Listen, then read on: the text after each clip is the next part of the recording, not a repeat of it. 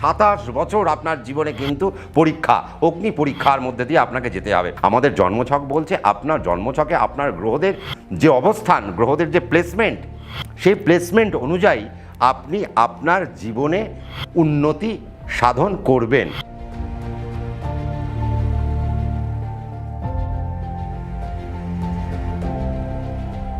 পঞ্চমপতির দশায় আপনার হয়তো জীবন শুরু হলো, কিন্তু দেখা গেল আপনার তারপরে ষষ্ঠপতির দশা, তার মানে রোগ ঋণ রিপু জ্বালার দশা। তার মানে ধরুন আপনার বুধের দশা কাটার পরে শুক্রের দশা চলে আসবে। তার মানে বুধের দশা শেষ হয়ে গেল, এবার আপনার শুক্রের দশা আসবে। এই শুক্রের দশা কতক্ষণ চলবে? এই শুক্রের দশা আপনার চলবে কিন্তু 20টা বছর।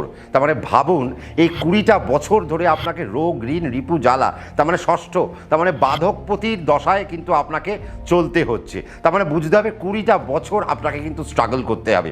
আমি ধরে নিলাম আপনার বৃষ লগ্ন, তার মানে বৃষ লগ্ন আপনার হয়তো কন্যা রাশি, এবং এই বৃষ লগ্ন আপনার হয়তো দেখা গেল যে বৃষ লগ্ন সাপেক্ষে আপনার চন্দ্র বুধের নক্ষত্রে বসে রয়েছে। তার মানে চন্দ্র যদি বুধের নক্ষত্রে বসে থাকে আপনার হয়তো কর্কট রাশি, তার মানে কর্কট রাশি মানে আপনার অশ্লেষা নক্ষত্রে জন্ম হয়েছে। কিন্তু আপনার লগ্ন সাপেক্ষে শুক্র হয়ে গেল ষষ্ঠপতি, আর মঙ্গল হয়ে গেল আপনার কিন্তু সপ্তমপতি, মারকপতি। আপনার বৃহস্পতি সে কিন্তু আবার বাধকপতি, কিন্তু মঙ্গলের পরে রাহু আসবে। কি ইন্টারেস্টিং পার্ট, রাহুর দশা 18 বছর চলবে। তার মানে ভাবুন, আজকে যদি আপনার যদি আজকে বুধের দশায় জন্ম হয়, তার মানে আপনার হয়তো আপনি হয়তো বুধের দশার পরে এবার আপনার আস্তে আস্তে কেতুর দশা ঢুকবে, তারপরে আপনাকে শুক্রের দশা। তার মানে আমি ধরে নিলাম আপনার লগ্ন বৃষ লগ্ন, আপনার অশ্লেষা নক্ষত্রে জন্ম, আপনি বুধের দশায় জন্মগ্রহণ করলেন। বুধ আপনার না হয় পঞ্চমপতি, সেই পঞ্চমপতির দশাটা আপনার খুব ভালো গেল, বাহ খুব ভালো কাটালাম। আপনি হয়তো 8 বছর পেলেন, 7 বছর পেলেন, কেউ 10 বছর পেলেন, কেউ 5 বছর পেলেন, যাই পেলেন খুব ভালো কাটলো। যে কেতুর দশা ঢুকলো আপনার মধ্যে সমস্যা শুরু হলো। দেখা গেল সেই কেতু আপনার লগ্নের অষ্টমে বসে রইল।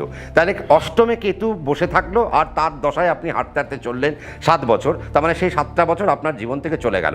এরপর কেতুর দশা যেই চলে যাবে, তারপর আপনার শুক্রের দশা আসবে। কত বছর? 20 বছর। তাহলে 20 আর 7, 27 বছর আপনার জীবনে কিন্তু পরীক্ষা, অগ্নি পরীক্ষার মধ্যে দিয়ে আপনাকে যেতে হবে। কেন? সেই শুক্র আপনার লগ্নর পতি বটে, কিন্তু লগ্ন সাপেক্ষে সে আবার ষষ্ঠপতিও বটে, তার মানে সে বাধকপতিও। তার মানে সে আপনাকে বাধা দিতে দিতে দিতে দিতে নিয়ে যাবে। তার মানে দেখা গেল আপনি হয়তো বুধের দশা 5 বছর পেলেন, আপনি 32 বছর, আপনি 5 বছর খুব ভালো কাটালেন, কিন্তু আপনার 32 বছর বয়স অবধি আপনি প্রচণ্ড স্ট্রাগল করলেন, আপনি সব প্রচণ্ড অ্যাস্ট্রোলজার ঘেটে নিলেন, সব কিছু করলেন, দাদা কোনো উত্তর পাচ্ছি না। 33 বছর বয়সে যখন রবির দশা কানেক্ট করলো, তখন দেখা গেল সেই রবি হয়তো আপনার আপনার হয়তো অগ্রহায়ণ মাসে জন্ম, বা দেখা গেল আপনার বৈশাখ মাসে জন্ম, সেই রবি হয়তো মেষ রাশিতে বসে রয়েছে, বা অগ্রহায়ণ মাসে জন্ম, সে হয়তো বৃশ্চিক রাশিতে বসে রয়েছে। দেখলেন রবির দশায় আপনার জীবনে আস্তে আস্তে উন্নতি শুরু হলো। কিন্তু দেখা গেল সেই রবি যদি আবার অষ্টমে বসে থাকে, তাহলে তো আবার রবির দশায় আপনাকে আবার প্রবলেম ফেস করতে হলো। তার মানে শুক্রের পরে রবি যখন চলে যাবে, তাহলে রবির দশা। তার মানে আমরা কি বলছি, যে আমাদের জন্মছক কি বলছে? আমাদের জন্মছক বলছে আপনার জন্মছকে আপনার গ্রহদের যে অবস্থান, গ্রহদের যে প্লেসমেন্ট, সেই প্লেসমেন্ট অনুযায়ী আপনি আপনার জীবনে উন্নতি সাধন করবেন, এবং তার জন্য একটা বয়স নির্ধারণ করা রয়েছে। সেই বয়সটা কত? সেই বয়সটা হচ্ছে কিন্তু এই ক্যালকুলেশন করে করে করে করে আপনাকে যেতে হবে। কারো 20তে উন্নতি, কারো 15তে উন্নতি, কেউ হয়তো মাধ্যমিকে ফার্স্ট হচ্ছে, কেউ হয়তো উচ্চ মাধ্যমিকে ফার্স্ট হচ্ছে। তার মানে তার দশা প্রচণ্ড ভালো, তার জন্মছক প্রচণ্ড ভালো, তার চন্দ্রের অবস্থান প্রচণ্ড ভালো, তার পঞ্চাঙ্গ অত্যন্ত ভালো। এর মধ্যে আরও একটা কথা রয়েছে। ধরুন আপনার কিংস্তঘ্নকরণে জন্ম হলো, ধরুন আপনার শকুনিকরণে জন্ম হলো, ধরুন আপনার নাগকরণে জন্ম, বা আপনার চতুষ্পদকরণে জন্ম, বা আপনার বৃষ্টিকরণে জন্ম। তার মানে বুঝতে হবে এই 5টা করণ আমাদের কাছে ভীষণ নেগেটিভ করণ, কালো করণের মধ্যে পড়ে। তার মানে এই 5টা করণের যদি আপনার জন্ম হয়, এই 5টা করণের যে লর্ড, যেমন বৃষ্টিকরণের মালিক হলেন শনিদেব, তার মানে শনির দশা আপনার জন্য অত্যন্ত নেগেটিভ যেতে পারে। আবার বৃষ্টিকরণ কিন্তু অত্যন্ত ভালো একটা করণ, তার কারণ এই করণের জাতক জাতিকারা জীবনে চরম জায়গায় পৌঁছে যায়। আমি একাদশী নিয়ে আপনাদেরকে বলছিলাম, একাদশী তিথিতে যাদের জন্ম হয় তারা জীবনে নাম ডাক যশ খ্যাতি প্রভাব প্রতিপত্তি ইত্যাদি পেতে আরম্ভ করে, অনেকটা রানী রাসমণির মতো। কিন্তু তাকে জীবনে অনেক স্ট্রাগল পেতে হয়, অনেক স্ট্রাগল পেতে হয়। এবং তার মধ্যে যদি কৃষ্ণপক্ষের একাদশী হয়, স্ট্রাগলের পরিমাণ বেড়ে গেল, শুক্লপক্ষের একাদশী হলে স্ট্রাগলের পরিমাণ কমে গেল। তার মানে এই পঞ্চাঙ্গের এই জায়গাটা মারাত্মকভাবে মাথায় রাখতে হবে। আমার কাছে কিছুদিন আগেই একটি মেয়ে এসেছিলেন তার হাজব্যান্ডকে নিয়ে। তিনি তার মুখ থেকে, আমি যখন তার একটা খারাপ করণে জন্ম, অমাবস্যায় জন্ম হয়েছে, একটা খারাপ করণে জন্ম, আমি ততটা আর বলছি না। কিন্তু আমি শুনলাম খুব বাজে একটা ঘটনা যে তার 12 বছর যখন বয়স, সেই সময় তার বাড়িতে কিছু মানুষ চড়াও হয় এবং তাদের প্রত্যেকের মাথায় বন্দুকের নল ঠেকানো হয় এবং তাদের চোখের সামনে তার বাবাকে গুলি করে মারা হয়। তার মানে বুঝতে হবে এই যে নেগেটিভ করণ আমাদের কিন্তু কোথাও না কোথাও বলে দেয় যে আমাদের বাড়িতে কারো হত্যা করা হতে পারে, বাড়িতে কেউ হারিয়ে যেতে পারে, বাড়ি থেকে কেউ চলে যেতে পারে, তার জীবন নানা রকমের নরক যন্ত্রণা তাদেরকে পেতে হতে পারে। আমি আপনাদেরকে বারংবার বলি একটা কথা, সেটা হচ্ছে যে আপনাদের যদি এই অমাবস্যায় জন্ম হয় বা আপনাদের যদি চতুর্দশীতে জন্ম হয়, অবশ্যই কৃষ্ণপক্ষের, শুক্লপক্ষে নয়, কারণ শুক্লপক্ষের চতুর্দশীর পরে পূর্ণিমা হয়, সেখানে কোনো খারাপকরণ চলে না। বাট অমাবস্যায় কিন্তু খারাপকরণ চলে। কৃষ্ণপক্ষের চতুর্দশীর শেষ অধ্যায় থেকে, মানে শেষ পর্যায় থেকে নেগেটিভকরণ। অমাবস্যায় দুটি করণ চলবে, দুটো অর্ধে, এবং শুক্লপক্ষের প্রতিপদে কিন্তু প্রথমার্ধে কিন্তু একটা নেগেটিভকরণ চলবে। তার মানে এই 4টে করণকে কিন্তু আমাদেরকে এইভাবে সাজানো হয়েছে।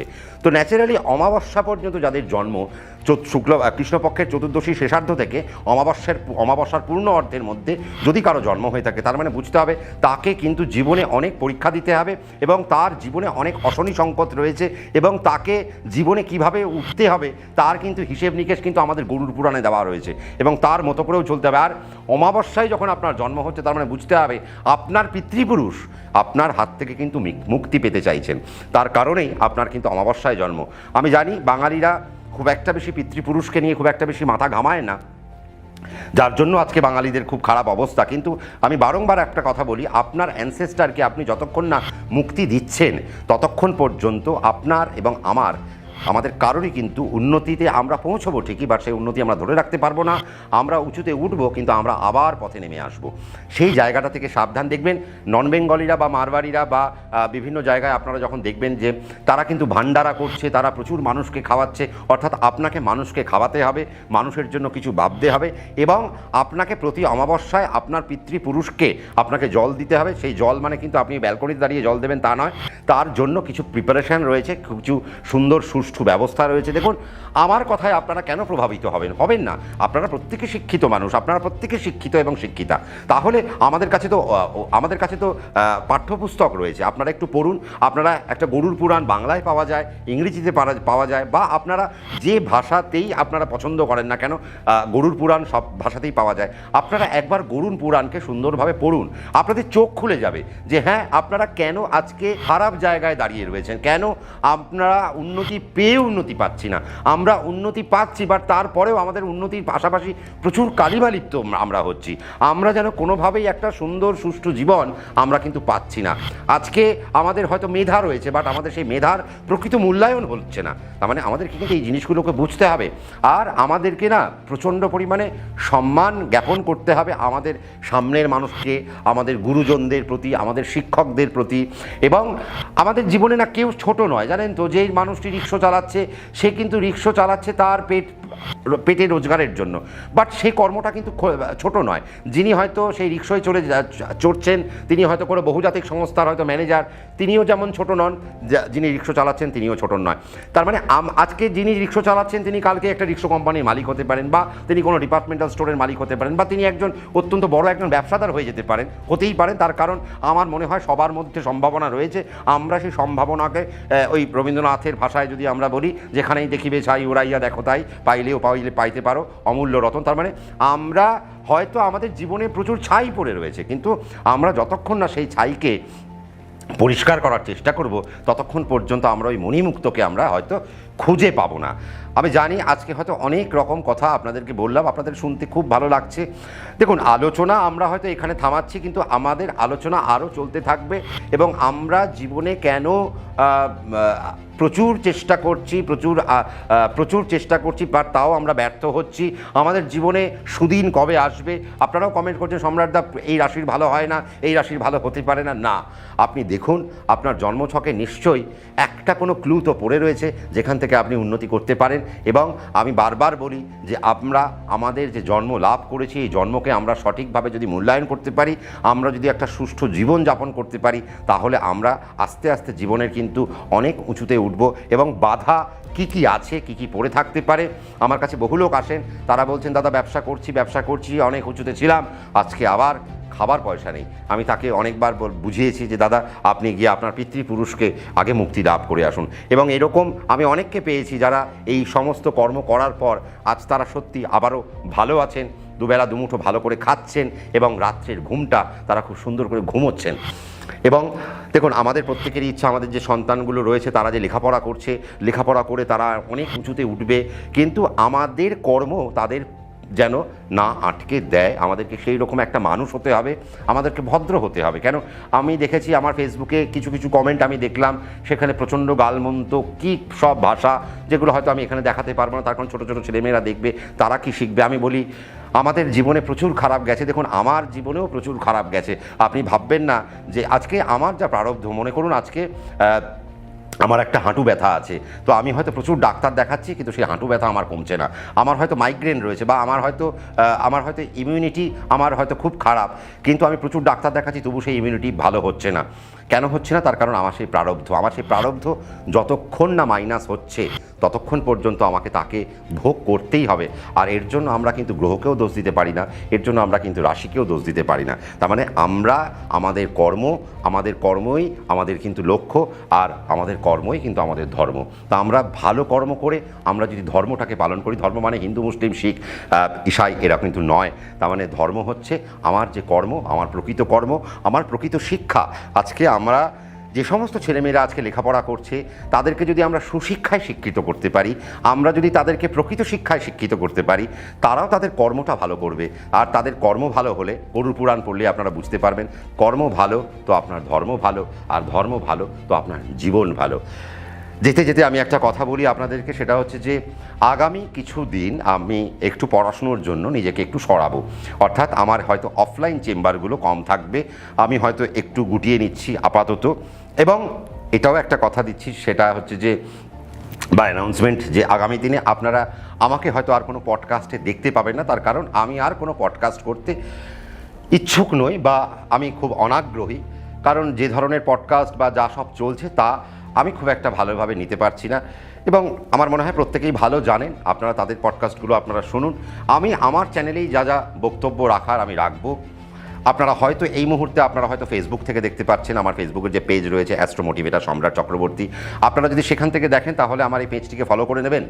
আর যদি মনে হয় যে আপনারা ইউটিউব থেকে দেখছেন, তার মানে অ্যাস্ট্রো মোটিভেটর সম্রাট চক্রবর্তী যে ইউটিউবের যে চ্যানেল থেকে দেখছেন, তাকে সাবস্ক্রাইব করতে ভুলবেন না, নোটিফিকেশান বেলকে প্রেস করতে ভুলবেন না। ভালো লাগলে একটা লাইক করবেন, শেয়ার করবেন।